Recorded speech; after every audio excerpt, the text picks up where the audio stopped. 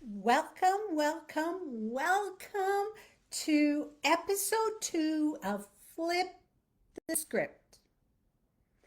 So, last week we were talking about something that completely changed the way I understood both myself and others and mindset, because mindset and having a positive mindset is a really important thing. But honestly, it also helps me to understand the way other people are.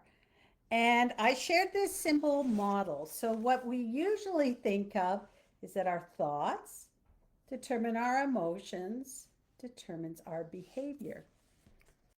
But let's look at it another way and flip the script. Our state of our nervous system will determine our emotions, our thoughts, and our behaviors. So, our thoughts, our state determines our story. Not start with the story and then come up with the state that our nervous system is in. State, emotions, thought, and behavior. So, what does that mean? Well, most of us have been taught that our thoughts create our feelings. And while our thoughts absolutely matter, I don't want to minimize that. What I've learned is there's something that again that our state comes before our thoughts. And that is our nervous system state. So I want to stay here for another week because this is an idea that is very foundational to nervous system work and to our story and the way that we react to things. And to say that there's nothing wrong with us, it's all within us, and there's a reason why our story turns out the way it does. It's not coincidental.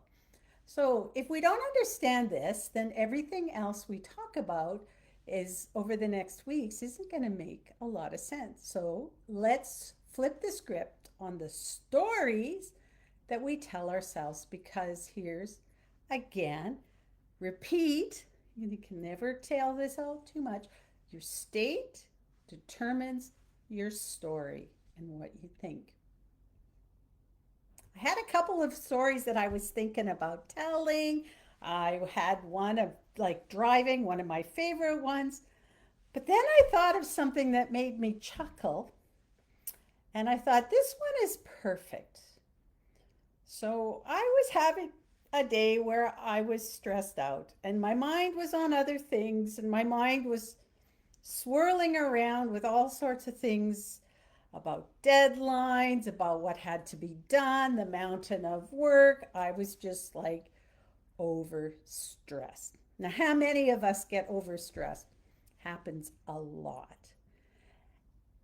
And one of those days where it feels like everything's happening at once. I'm rushing around. My mind is spinning. My body is running on stress. And I had a little bowl of a snack. I got to say, it was potato chips, okay?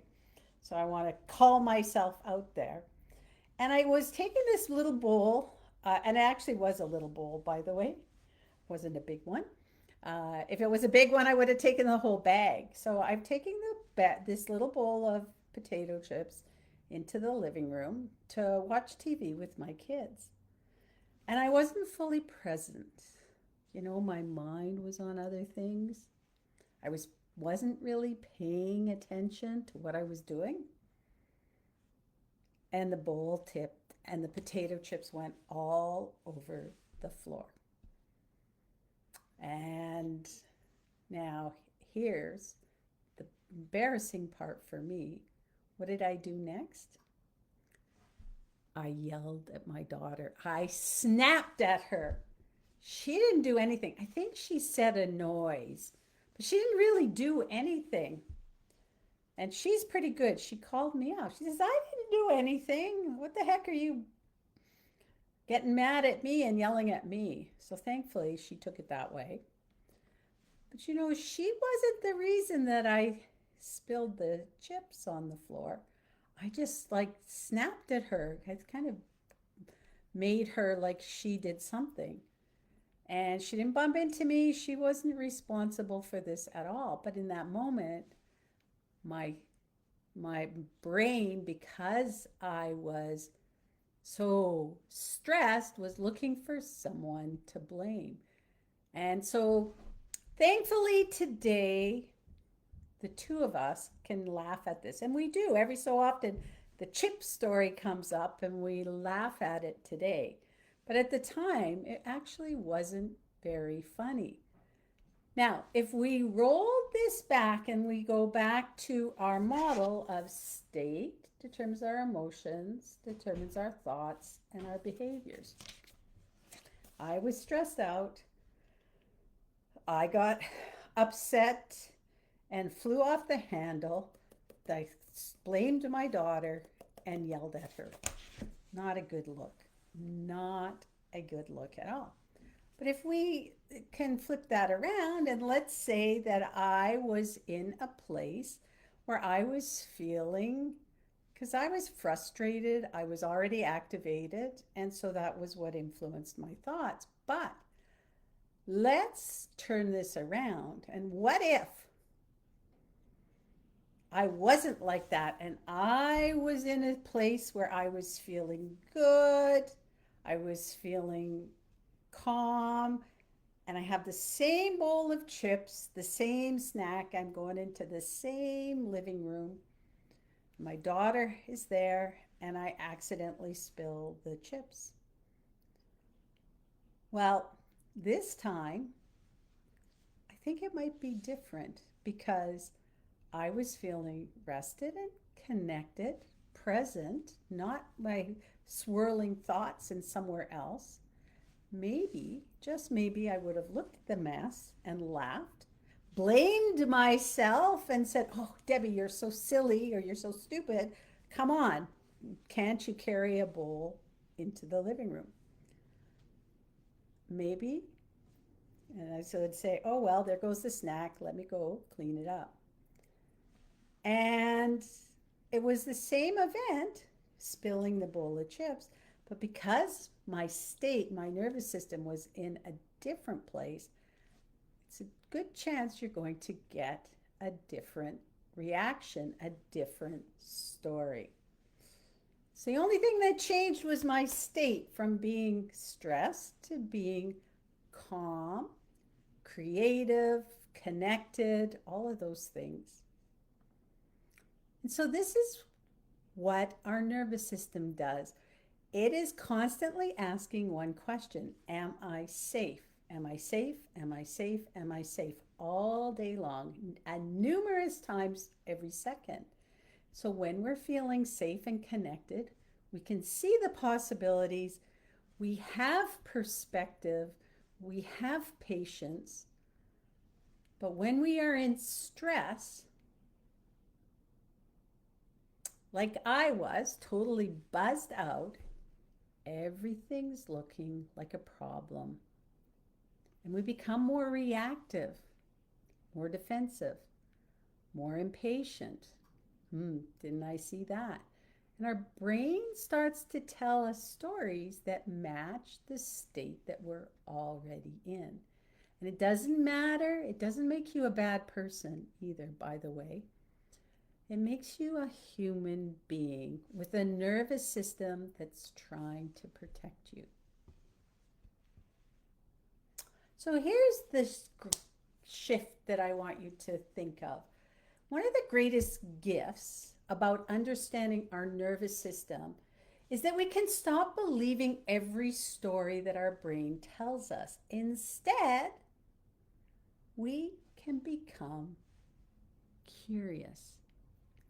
Imagine being curious.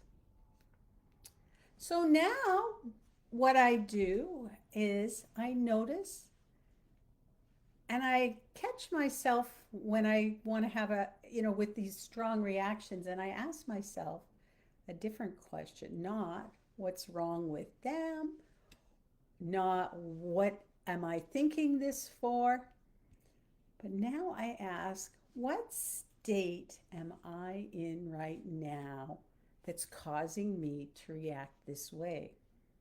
Because if I'm in a state of being stressed, my story may be coming from stress. If I'm feeling overwhelmed, my story will be coming from a place of being overwhelmed. And so this gives me an opportunity to really pause before I react. And a lot of times for me, I don't really realize I'm in stress because it became like a normal. So thinking about it and realizing, oh my God, I'm in stress really can help me change and move out of stress and into calm. Because a lot of times, think about it yourself, when I'm stressed, there isn't any real danger around. It's just me reacting to life. And there's no reason really that I should be in stress, hopefully. Okay. Now, if I had was it was something for my life or a danger, of course you should be stressed. And we're going to talk about that more next week. But I want to talk about your challenge for this week. I don't want you to fix anything. All I want you to do is simply notice. So the next time that you have a really strong reaction, pause and ask yourself, what state am I in? And don't judge yourself. This is the nervous system work is all about compassion. Our nervous system is protecting us, whether we like it or not. And so just get curious. Don't judge yourself.